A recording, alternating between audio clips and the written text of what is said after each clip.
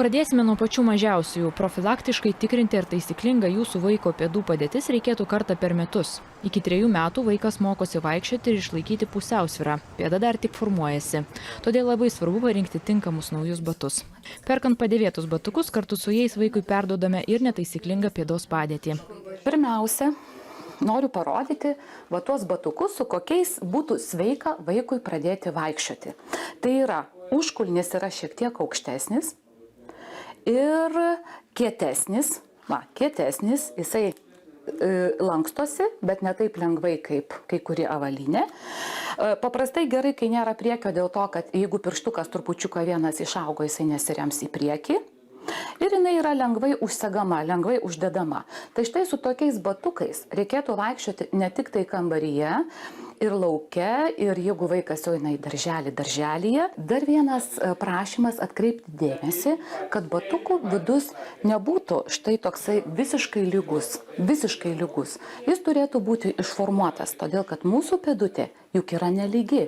Fiziologiškai ir anatomiškai jinai yra skirta vaikščioti nelygių paviršiumi. Todėl, jeigu bato paviršius yra, tarkim, lygus, tai jį labai gerai pasveikina, sveikesnį padaro naujos technologijos įdėkliukai.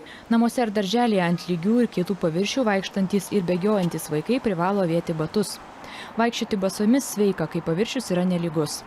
Tai smėlis, žolė, akmenukai, pėdos masažuojasi, treniruojasi už pusiausvyrą atsakingi raumenys. Paauglystės metu taip pat labai svarbu, kokią avalynę mes dėvime, nes tuo metu yra staigus kaulų augimas ir minkštieji audiniai nespėja iš karto pasivyti kauliukus.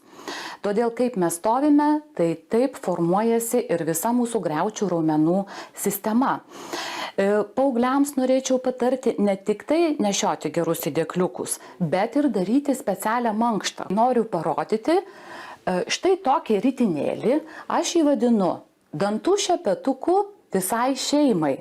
Todėl, kad vienas jis tinka visiems šeimos nariams ir kiekvieną dieną paritinėti pėdą po 2-3 minutės visiems šeimos nariams, ypatingai tiems paaugliukams. Ir tie, kurie iš tikrųjų jau turi kažkokių tai problemų su pėda. Vaikai ir paaugliai daug juda mokykloje per pertraukas ir fizinio lavinimo pamokas, todėl į batus pasitarus su specialistu reikėtų įdėti smūgį amortizuojančius įdėklus. Perkant batus svarbu parinkti tinkamą jų dydį. Batai neturi būti per dideli ar per maži.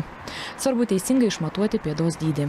O artėjant šaltajam sezonui, atėjus į šiltą patalpą, būtina persiūti lengvesnius batus.